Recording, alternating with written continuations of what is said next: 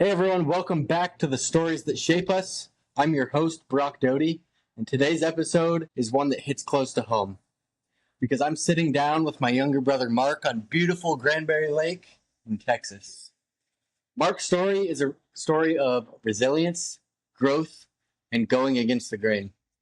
He grew up hating school, feeling overlooked, and doubting whether he'd find his place in the world. But today, he's thriving. He is on the verge of graduating with his bachelor's degree, and his journey is a powerful reminder that our beginnings don't have to define our endings. Mark, welcome to the Stories That Shape Us, man. Awesome. Thank you for having me. Happy to be here. I'm happy you're here. Mark, I want to rewind the clock a little bit.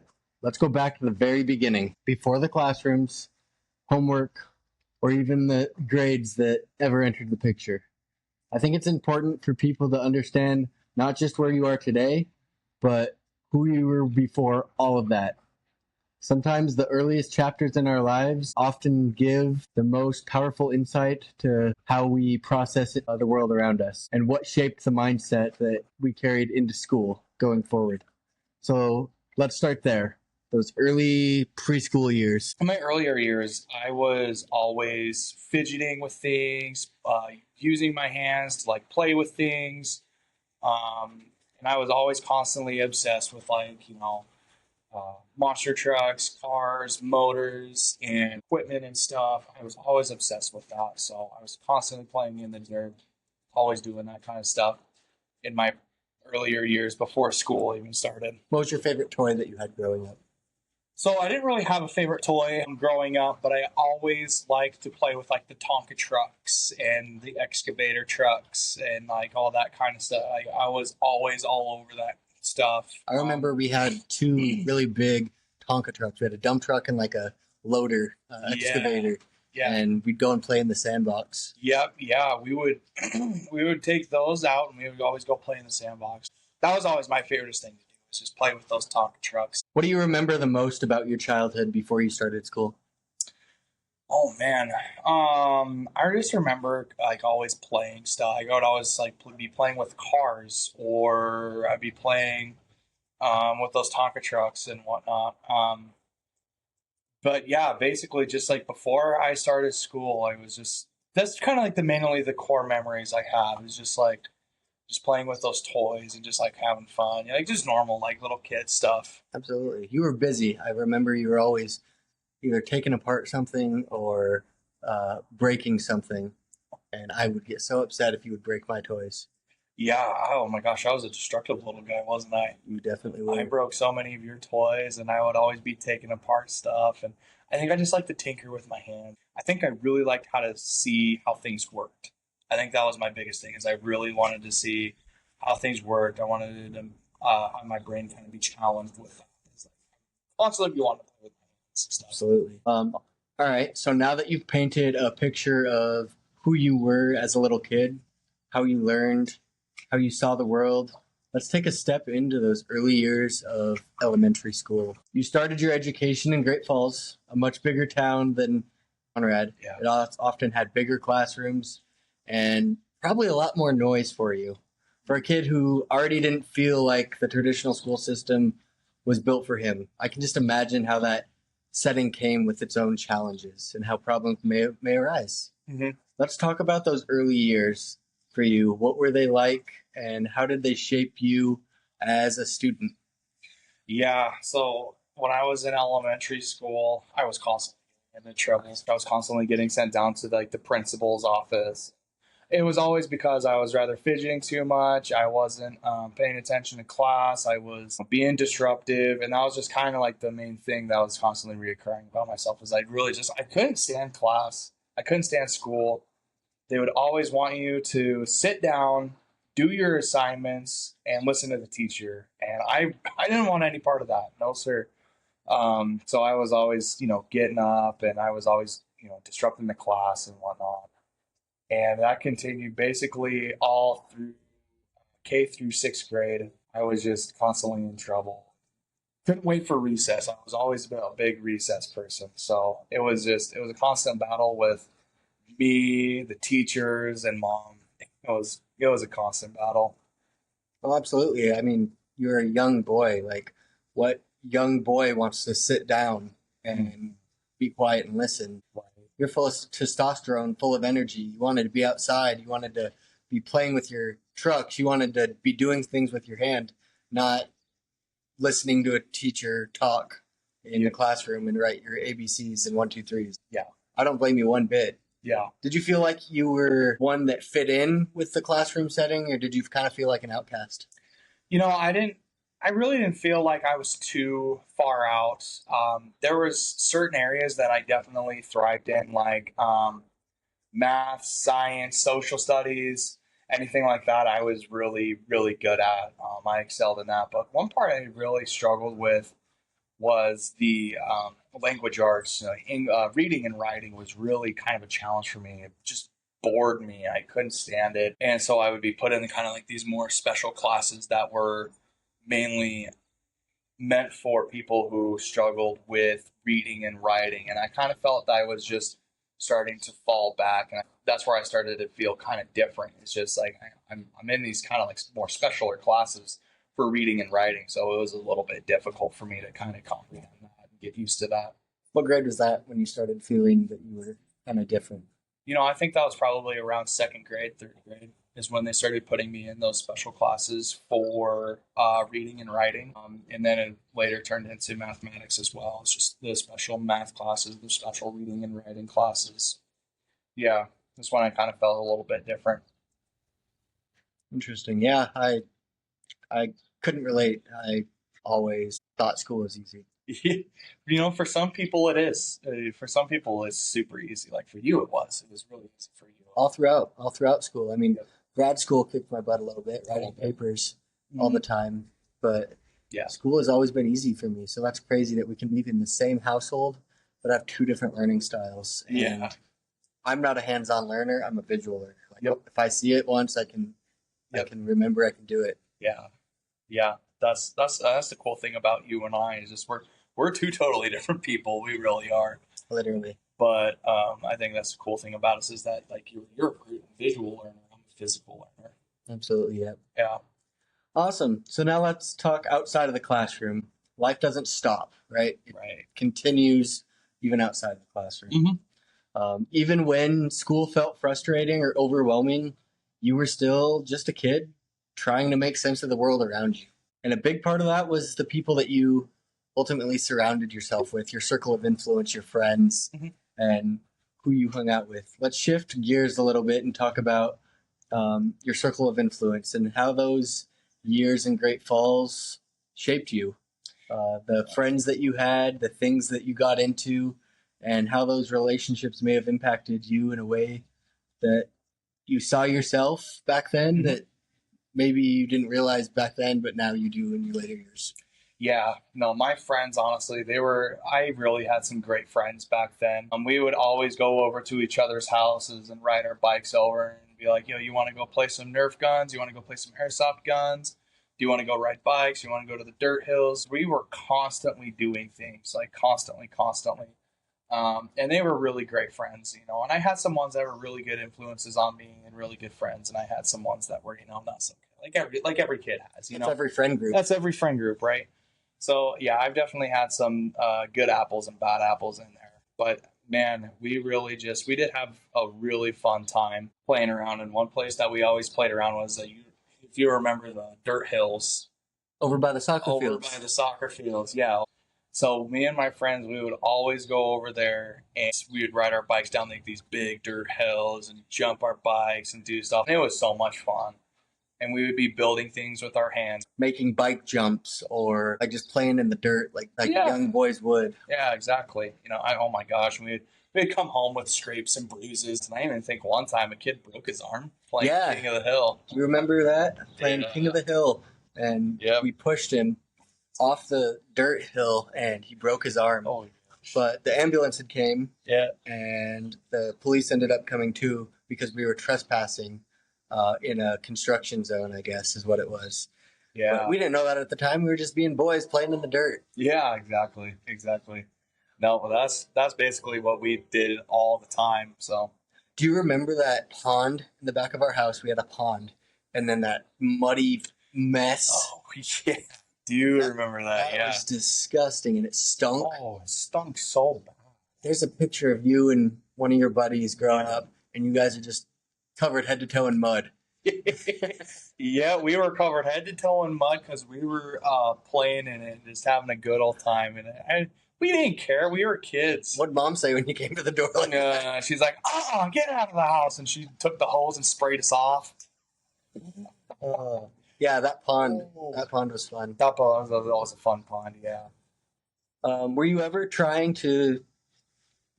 to be funny or rebellious as a way to distract how hard school was for you? A lot of the times in elementary school, I was more known as the class clown. So I was always trying to be like making the class laugh or trying to get a rise out of people.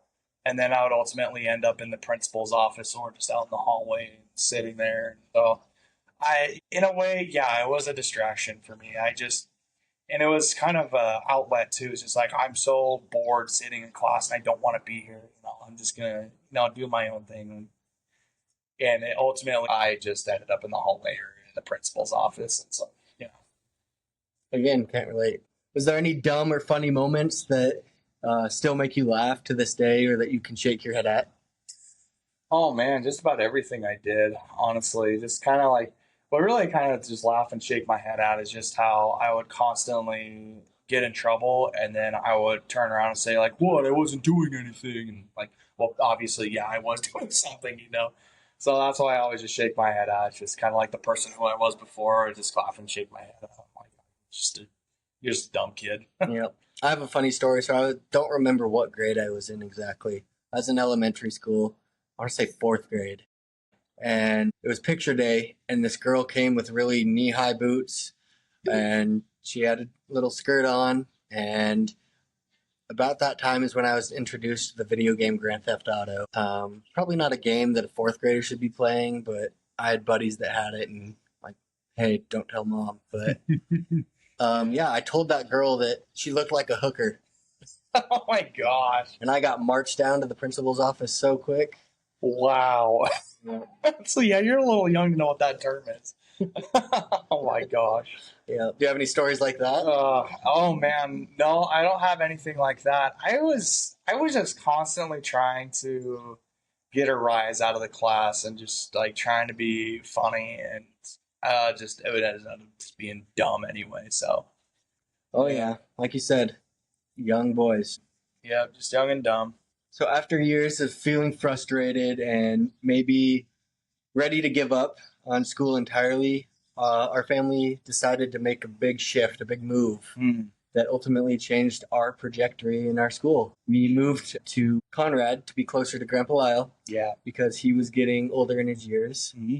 And shout out to the man, the myth, the legend himself, Lyle Doty, still kicking at the age of 87. Oh. And he's thriving. But that was a major turning point in your story. Mm-hmm. You were about a month or two into the 8th grade, leaving behind everything familiar in Great Falls. Yeah. It was my senior year of high school, and suddenly we were walking the same halls again. Let's talk about what that move meant for you, what was going through your mind, and how it started to shift your perspective on school.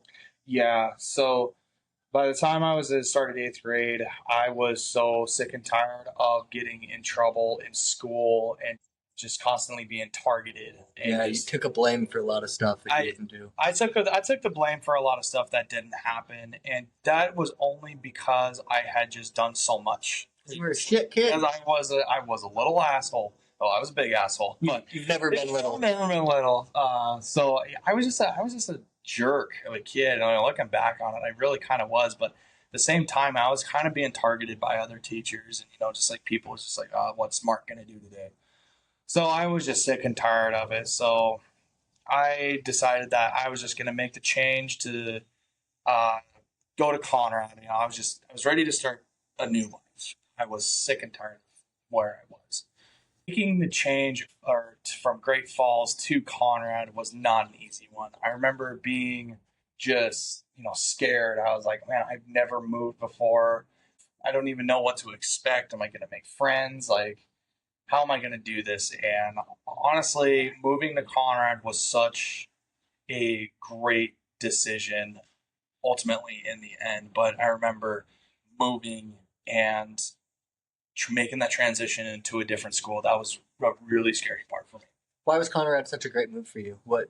I would have to say the friends I've made in Conrad, the people, the community. Oh, that's a big one. The community's awesome. The community was great, and my friends were even they were even better. But I think one person in particular that sticks out to me that kind of just made the transition really easy was our principal, Ken Larson. He sat me down in his office and he says, "All right, listen here. You're not going to be a meathead anymore, and you're going to go out for sports. Football, basketball, track and field." Yes, sir. All right. And, I had my bad moments here and there, which like every boy does. Yeah, what teenage boy doesn't? But it really was such a great change for me. And for him to honestly sit me down and say, "Look, I'm not putting up with your crap anymore. I'm here to mean business. You're here to mean business. I know you're here to start a new life. And this is how you're going to do it." You think that's what you needed? Yeah, that's exactly what I needed. I need somebody just to basically sit me down and said, "Look, I know what you're going through. I know where you're coming from. I'm going to give you a chance to restart your life. However, I'm not going to put up with your crap anymore. You got to want this too." Yeah. And it worked. It changed. Let's take a step back. What was going through your mind when you found out that you were moving to a new town and ultimately a new school? It really was just kind of like a huge culture change going from Great Falls to Conrad. Where you're just a number in Great Falls to having a relationship with your teachers that actually want you to be successful. Right. And you go from a school like you take where I went to East Middle School. There was probably 250 kids in that school altogether. There is a combined total of 150 kids, 8th grade to seniors, in Conrad. So you talk about a culture change. That was a huge culture change. East Middle School probably had 250 kids on your team. Yeah, on my team. Throughout the school, it was probably 800 to 1,000. It was a big middle school, and I just felt so out of place there. Not really welcomed. I was never really like one of the guys or anything like that. I was just off on my own. I didn't really know who the heck I was. But in Conrad, you really are. You're a person there. You're a real human. Did you notice that shift right away, or did it take time to build when you started feeling that, all right, I kind of belong here, shift? It took time. It took a lot of time. I would say by the end of my 8th grade year, going into my freshman year, I was pretty well acquainted with a lot of my friends now, and just kind of like in the community, in the know.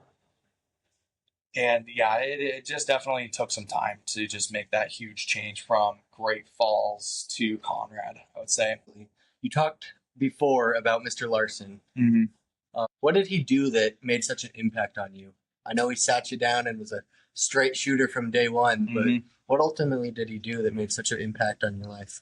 He was a believer in both of us, honestly. He knew where I was coming from because I wasn't the only kid he had seen that was like that. In Conrad, it's a farm town, and there's a lot of kids in Conrad that were basically exactly like me. So he had seen it before, and he's like, "I understand where you're coming from. I know how you feel. I know what's going through your head. I get it. I understand." So having that person honestly understand where you're coming from, and having that person that's basically like, "Look, dude, I'm not going to give up on you. I'm going to give it to you straight, and here's what you're going to do, and I believe that you can do it." So just having that belief system was really, honestly, kind of what I needed. Yeah, because a lot of those kids around there are farm kids. Yeah. Including yourself. Like, you want to be out on the John Deere tractor rather than sitting in a classroom. That's something that Mr. Larson had seen before. Yes. And he most definitely was one of the most defining parts of your transition to Conrad. He was. It wasn't just the smaller school or the new kids or the teachers, but ultimately it was Mr. Larson, the principal of all people in that school. It was the principal. Mm-hmm. And he just didn't see another student walking through the door, but ultimately he saw you, Mark. He saw your potential, struggles, and who you could ultimately become. And that's something that I truly admire about that man. He didn't just run the school, but he invested in people and he invested in the community around him. And in your case, he became a mentor.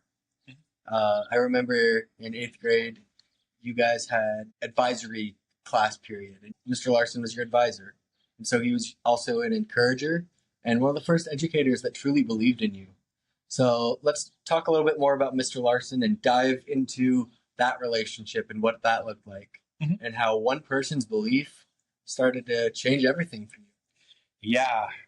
Well, like you said, we had an advisory class in 8th grade, and we had made like the big cool like totem pole of like all of like where our ethnicities are from and whatnot. So that was really cool. I remember that. You had that in your bedroom. Yeah, I found it and I put it back in my bedroom. But you know, he really was just a guy that had seen it all, and he knew and understood me, and just having that belief system.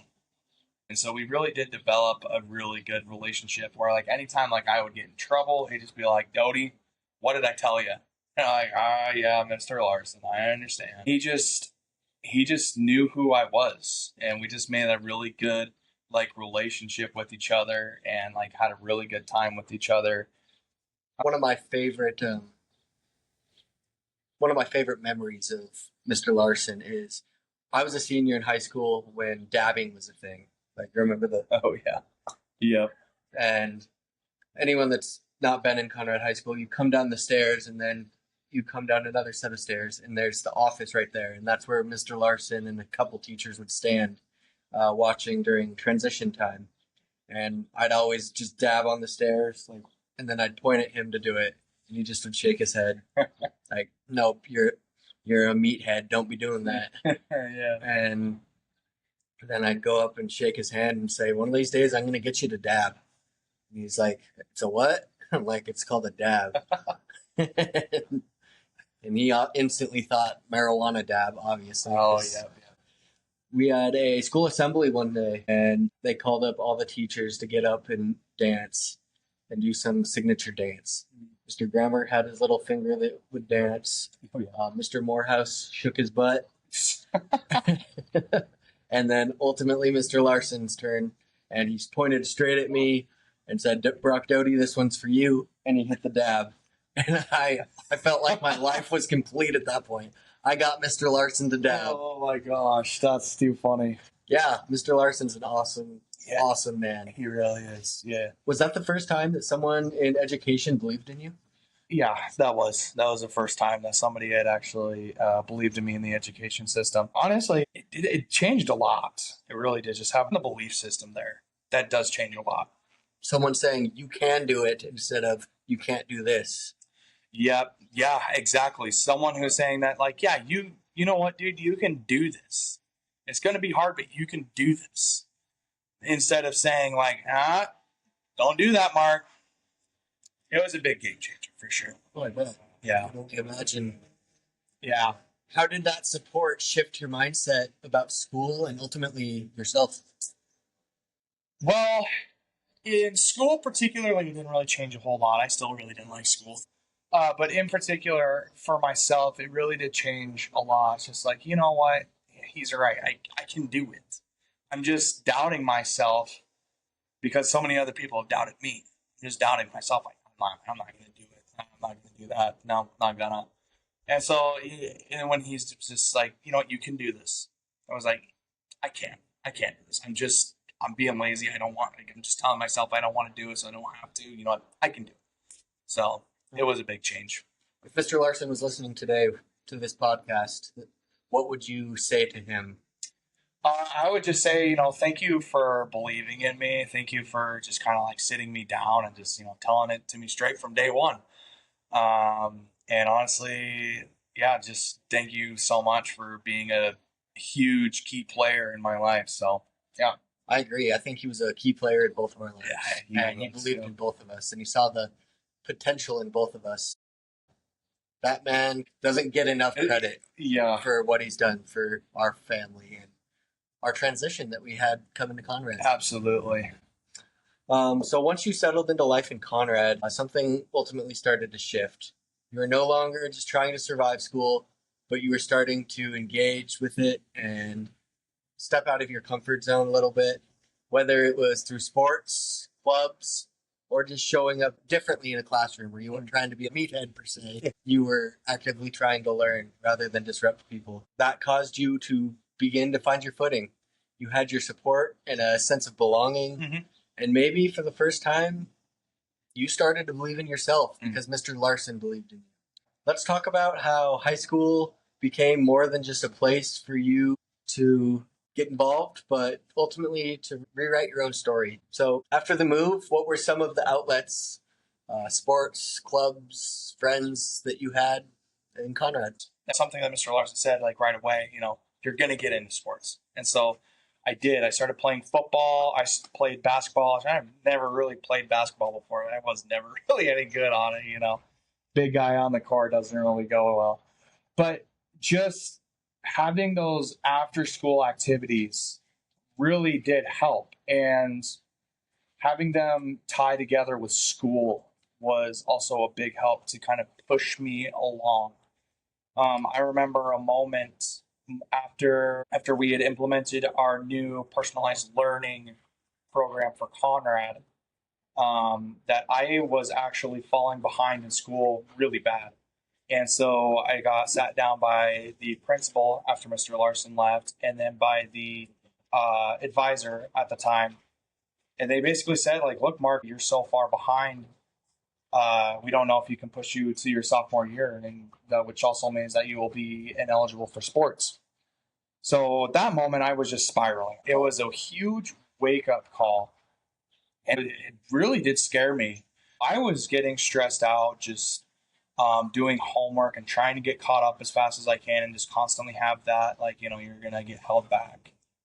That really scared me, and I lost so much sleep over that, so much where I got sleep paralysis. And I remember that. Yeah, if you guys know anything about sleep paralysis, it's a scary thing. It felt like I was having heart attacks. I would see things. I would be awake, but I wasn't able to move my body, and I would see things in my sleep.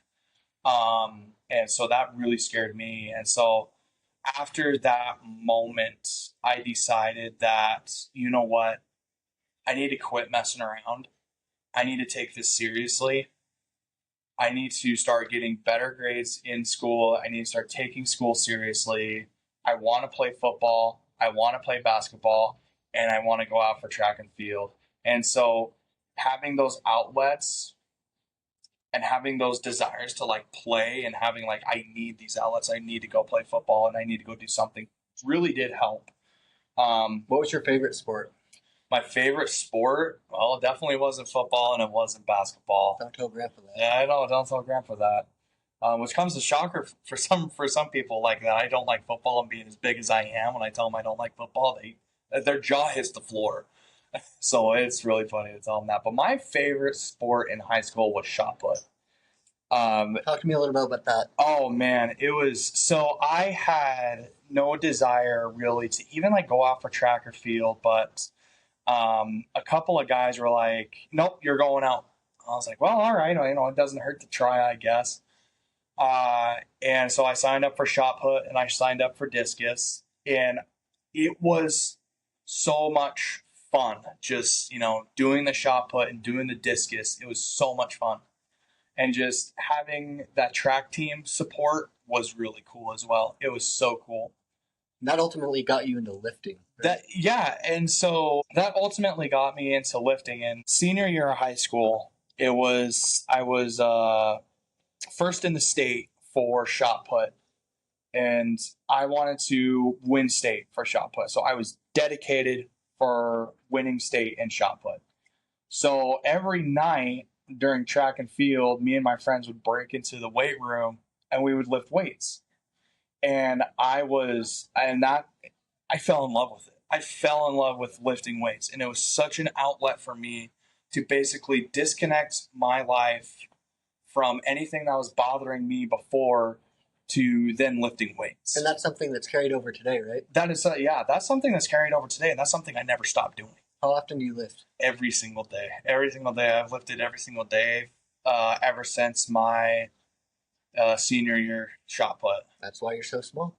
Absolutely. I thought this was funny. Papa Jim wanted you to do the 100-meter dash in track. Yeah. No, this a funny thing was I wasn't slow either. I was fast. You can Like I was track. I was 250 pounds, and I ran 250, 6'4".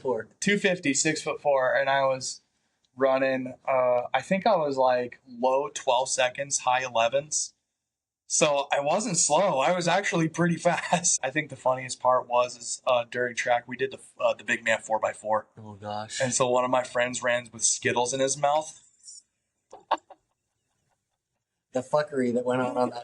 Oh, dude, it was like. But that's the thing though, is the outlets was so much fun, and that's honestly what drove me to do better in school. Was just like, this is so much fun. I'm not going to jeopardize it. And I quickly learned that, if you just do your work and move on with your life, it's not that hard. Exactly. When did you start to think to yourself that, okay, maybe I am capable of more than I thought?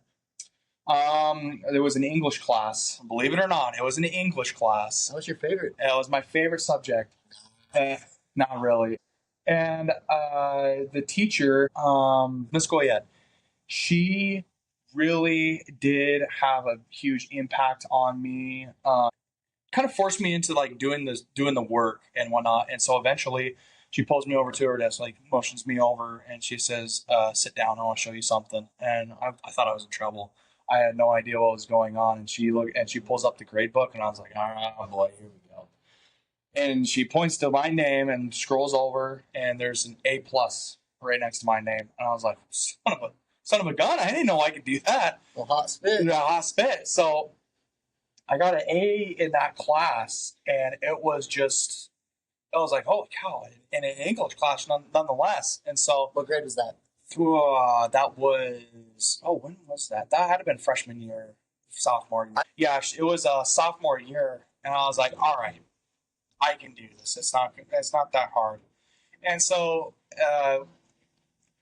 ever since then, I was just a A-B student, just getting through school. Just made that shift. Just made it. Yeah, just made it. Your ABs finally turned into graduation. Yep. Graduation was a huge milestone, not just because you earned a diploma, but ultimately because of everything that it represented. Yeah. Those last 12 years. Yep. It represented growth, resilience, and ultimately a complete shift and 360 in your mindset from where you started. And that was a beautiful thing, dude. But instead of jumping straight into college like most people do, you made a bold decision to just take a break and pause. That semester off wasn't about giving up, but it was about gaining clarity. Let's dive into what that time meant for you, what helped you realize you needed to take some time for clarity, and how it ultimately set the foundation for your next chapter. That was honestly my biggest goal in high school, was just to get to graduation, graduate, and then move on with my life. I had finished high school, like I said, AB, but I was just so ready to be done with high school. I was just so ready to be done with school. And all my friends, all my buddies, they were going off to college and starting their college careers and starting their college life. And I just didn't think it was right for me. I didn't think I was a college person. I didn't like school all my life. I couldn't see myself going back to school. I just couldn't. But ultimately, in the end, I think what happened was that I just was seeing all my friends go to college and just enjoying college. I just asked them, what do you guys do all day in college? Like, we go to class for 3 hours out of the day, and then we come back and we do homework and hang out, and that's it. Really, that's it. I was kind of getting that like FOMO, like that fear of missing out. Like, it's just like I'm missing out on stuff, and I don't really want to miss out on. And so I just kind of told myself, I was like, you know what? I did it in high school. I can do it again. I told my boss at the time, I was like, look, I think I'm gonna go to college. I don't really know what I'm going to go major in or anything, but I think I'm going to go to college. I want to try it out and see what I can do. How did that break help you mentally? I just kind of felt like I just needed a huge break from school. I was so burnt out from it, and it was a huge help because going to work kind of just helped me understand that I can apply myself to more. I can be better. I can do better. Making that decision of taking a break from school, realizing that, you know what, I can do it again. And it's kind of like maturing a little bit and coming out of it. And then ultimately going to college was another really good decision. I agree. All throughout high school, you were pretty set on the idea that you weren't going to go to college and it wasn't for you. And honestly, for a good reason. But something during that break changed, and that space kind of gave you time to think, breathe, and explore what you really wanted to take out of life. So let's talk about what led you to shift your mindset and how you ended up making the choice to enroll in a 4-year college and starting fresh in January with a whole new perspective. Yeah, so the big change was just that believing in myself and believing that I can do it. Yeah, that was I say that was probably the biggest change and the biggest click. And challenging myself. You don't really need to settle for this. You can do better. You can be better. You can change your life. You can change yourself. Go to college. Give it a try. What can it hurt? And honestly, doing that, having that moment, having that clarity was the click. How'd you decide on ultimately going to the University of Montana Western? Well, you first of all. Yeah, you surprisingly. Because you had gone to the University of Montana Western. And I remember going down and seeing you a lot in your dorm and stuff and seeing all that you did. And then my friends were down at Western and they were going to school down there and it was really great. But their college system is set up for people like me. So each block has 14 days and you go to class for 3 hours. Simple, straightforward, easy peasy. Now, if I would have gone to a traditional college, I might have struggled a little bit more. I might have dropped out, not gonna lie. But because Western had such a good structure set up, made it able for me to succeed a lot better in college. What was that transition like coming in halfway through the year? It was a little weird, not gonna lie. It was weird because there's people there already that have been there for a whole semester. So coming in, that semester late was a little weird. Kind of felt out of place a little bit, but one thing about college is you really find like cool people to hang out with, and you find yourself. The funny thing is that during that whole entire semester, I got an A or a B in every single one of my classes. So that's what ultimately led me to saying that like I can do it. Carrying over from high school, which you already had started to believe is true. Yeah. It's just reaffirmed. Yeah. Was there any surprises that you found out along the way? Along the way about college? It surprised me that I could do it. It really did. It surprised me that I was able to go through college and have those A's and B's. I was like, I never thought I could ever do that. And I think you made the dean's list a couple times. I made the dean's list twice. Wasn't able to do that again because I was in some really tough classes. But yeah, I was able to make the dean's list, and it was making the dean's list and having those AB classes really was like, I can do it. I'm going to succeed. I got this in the bag. Let's go. Yeah. What were some of the biggest lessons that you learned about yourself during those first couple semesters or years when you were down at Western by yourself? I got to take responsibility for myself. I got to take action for myself, and I got to think for myself. Having the block system, you could take it 2 ways. You could rather be extremely lazy with it, or you can take it extremely personal and extremely well. I see too many times college kids at Western think that they could just skip a day and call it good. But then one day turns into 2 days, into 3 days, into 4 days, and so I was kind of falling into that a little bit, but then I remembered like, nope, not happening. So I yanked myself out and I said, I'm not doing that. So holding myself responsible for going to class and doing my classwork and just having a good work ethic and putting myself together with a really good work ethic was something I had to learn really quick about myself. Yeah. One day of class in those 3 hours is equivalent to 1 week in the semester system. It is, yeah.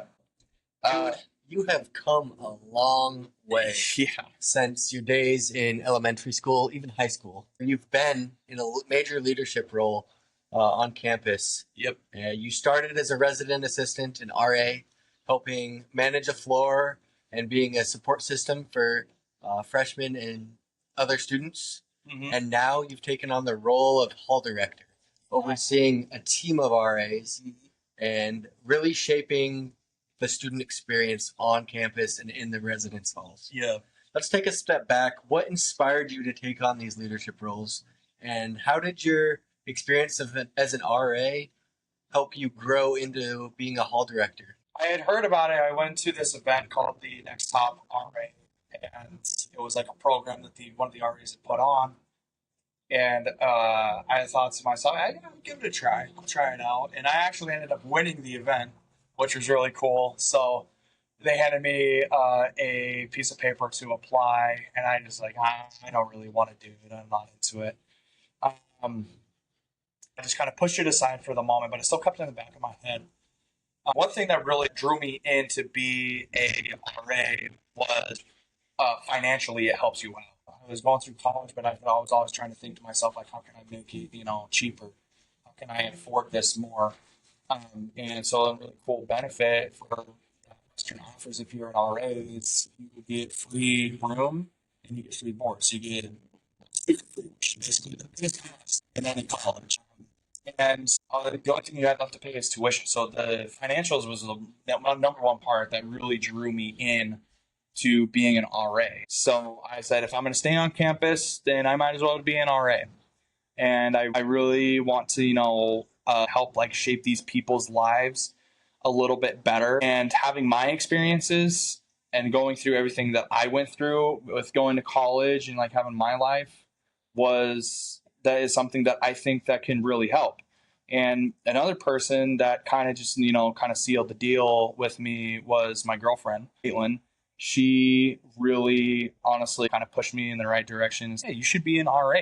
We can be an RA together. Because she was an RA at the time and doing her own floor. So seeing what she did and seeing how she handled things, I was like, oh man, that's so influential. Like, she really did influence me to be an RA and to be a great RA at that. So just honestly, just kind of realizing my own potential, my own responsibilities, and just having that need to help and that want to help. And then again, seeing my girlfriend kind of just, take on some of these more influential roles and seeing how she does things. And I just think that was so inspirational as well. Absolutely. Now, as a hall director, going into your senior year, how do you balance leading a team and connecting with students at the same time? Oh man. Well, the thing is, I don't really see the students all that much anymore now that I'm a hall director, which is a little sad. But at the same time, it's like, all right, I can kind of go off and do my own thing. But leading the team, that's something that I kind of had to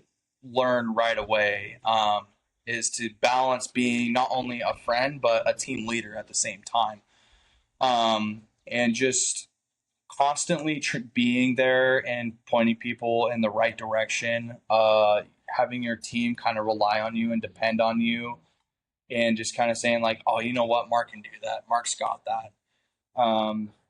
That was a big one. And it's nerve wracking sometimes, it's a little stress inducing, not going to lie, but I think this is a really good leading point for me to achieve something bigger and something greater. Absolutely. It's going to be good on your resume. Oh, absolutely. I know my senior year I was student body president, and that's opened some doors for me. Yeah. On my resume. What's been the most rewarding part of being hall director? Oh man, just having connections with people, I think, and just kind of, it's going to kind of sound a little egotistical, but just kind of like being like, you know what, I came from basically the ground up, like to a point where I hated school so much that I was going to drop out, and mom was ready for me to drop out, to where I'm now the hall director for the University of Montana Western. I think that's the most rewarding part about being a hall director is that you climbed the ladder and you made your way to the top. I actually had to work for it. I had to work my way up the ladder and prove myself time and time again that I can do this. Absolutely, dude. Well, I'm proud of you. You're an inspiration to me. Oh, thank you. Mark, when we take a look at your journey from struggling in school to now being a leader on Western's campus, it's absolutely incredible how far you've come, dude. You've faced so many challenges and you've found your footing. What goals do you have for yourself in the next 2 to 5 years? And looking back, what's been the biggest lesson that you'll learn carrying into your next chapter of life? Yeah. So the next 2 to 5 years, that's a lot. I believe in putting one foot in front of the other, just one at a time. So my big thing right now is just I need to graduate college. I need to see where I can get a good job opportunity. I'm a people person, so I enjoy talking to people. I like people. So I think honestly, I really see myself in the next 2 years get into the HR department, work my way up to, and then within the next 5 years, I want to see if I can start my own business. What kind of business? You know what? I'm not exactly sure. I think one thing I'm really good at is I'm good at looking at opportunities and seeing how I can capitalize on them. And so I don't know what's in store for me next or when I start a business, what's going to be in store for me, but it's going to happen. Absolutely. It's not if, it's when. It's when. Yep. When it's going to happen, it's going to happen. If I start my own trucking business, I'll start my own trucking business. If I start my own gym, which I've talked about a lot, I really want to kind of start my own gym because I'm really big into lifting. I would like to start my own gym. So whatever comes first, I just want to seize the opportunity and capitalize on it right away. Absolutely, dude. Absolutely. Yeah. Alrighty. Looking back, do you ever think about how far you've come? Oh, all the time. Yeah, all the time. And it's something that blows me up. Like I just made such a 180 from such a different person. I was so ready to drop out and get my GED and be done with school so I never have to do it again, to a person where I value education. I value learning and getting into school and doing this kind of stuff. And just seeing like how much I've grown as a person, where I've gone through the hards, I've gone through the ups and downs, I've gone through the lows, and I've always kind of just made my way out and crawled my way out. And it's a challenge, and I think about that all the time, where I challenge myself, and I'm like, I can do this over and over and over again. Like I can do this. Quit doubting yourself. Quit listening to other people. Tell you that stuff, and listen to yourself. Listen to your soul. Listen to your heart, and act on it. That's the biggest thing. Is like you gotta act on it. And that's one of the things that I really appreciate that I've done through my life is I'm acting on my decisions. I just had a bug fly in my throat. But acting on your decisions. If I wanted to win state in shot put, what did I do? I went and lifted weights. I want to go to college. Okay, let's see about signing up. All right. You want to get an A in the class? All right, let's sit down and do some homework. Let's study. So just believing in yourself and taking action. I think that's just something that has really kind of worked for myself. And that's something that's really kind of shaped my life and changed my life, is having a good work ethic, taking action, and believing in yourself. Absolutely. Yeah. I think that's the biggest key to success, is believing that you can do something. Mark, I've watched you evolve from a kid who couldn't do school to a man who is now owning his life.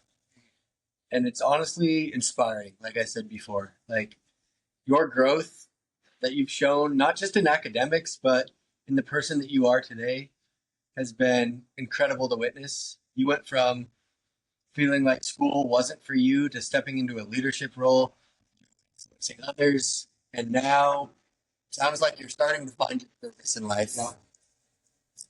That's so beautiful. You've proven to yourself, not even just other people, that no matter where you start, you have the ability to change your trajectory. If you're willing to put in the work, it's a reminder that we are not locked into the labels that other people put on us. We see how you've changed and embraced your challenges, how you've supported others, and built a future that motivates me, and I'm sure other people around you. If you have any final thoughts that you'd like to share, anything that you want to say to the people listening who might be going through something or struggling with something on their own lives, the floor is yours, dude. Man, just take action in your own life. You're going to go through ups and downs. You're going to go through the hardships. You're going to go through some really tough stuff. But it's what you do that matters. It's, are you going to get up off the ground or are you going to sit there? Are you going to take action for your life or are you just going to let people steamroll over you? And really just believe in yourself. Listen to the people that are lifting you up and just take action for your own life. And just do it. You just got to do it. You got to take action. And that's all I got to say. Awesome, dude. Well, I just want to say, Mark, you have made us all so proud. Thank you. You've shown what's possible when you don't give up. Because you could have very easily given up, and you didn't. When you take the time to figure out who you really are, and when you believe that you can turn things around, Mark, I can't say it enough, dude. I'm proud of you. Not just because of what you've achieved, but because of the man you've become, your journey, your resilience, your heart, your humility, your leadership. They're all a part of what make you the kind of man that this world needs more of. And I know this is just the beginning for you. So thanks for sharing your story, dude. Yeah, absolutely. I can't wait to see where you're going to go next. I love you, buddy. All right, I love you too. And so, man, it's been wild sitting here processing everything that Mark just shared. I've watched him evolve from a kid who couldn't stand school, who carried around frustration and doubt, to a man who walks with confidence, purpose, and heart. He stepped into a leadership role and he has embraced growth and he has started building a life that truly reflects who he is. And that's ultimately been one of the most inspiring and uplifting things that I've had the privilege of witnessing. What stands out to me the most is Mark's journey wasn't perfect and it wasn't polished by any means. And there were real moments of confusion, anger, loneliness, and moments where the system ultimately failed to meet him where he was.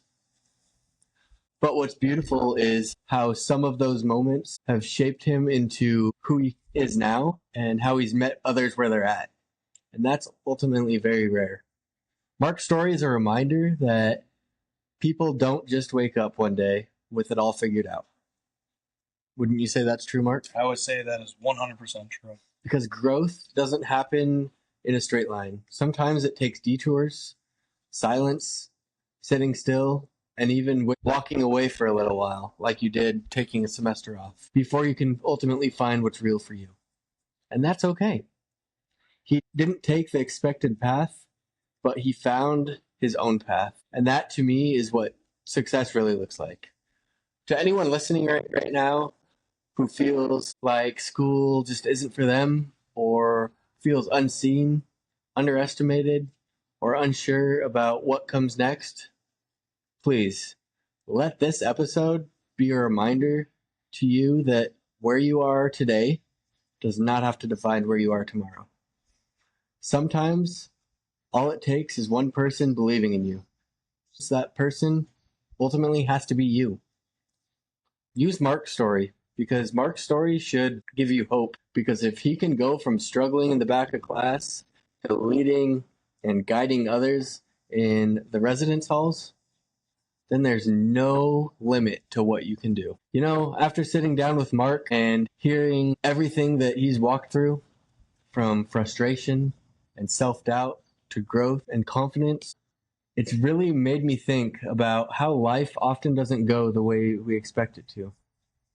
Sometimes the road feels long, unfair, or unclear. Mark's journey is a reminder that even when we can't see the full picture, there's always a bigger plan in motion. A plan that ultimately includes the detours, the doubts, and even the delays. As we close out today's episode, I can't help but reflect on this verse from the Bible that's been on my heart this whole time. It's Jeremiah 29:11. And in that verse it states, "For I know the plans I have for you, declares the Lord. Plans to prosper you, not to harm you, but to give you hope and a future."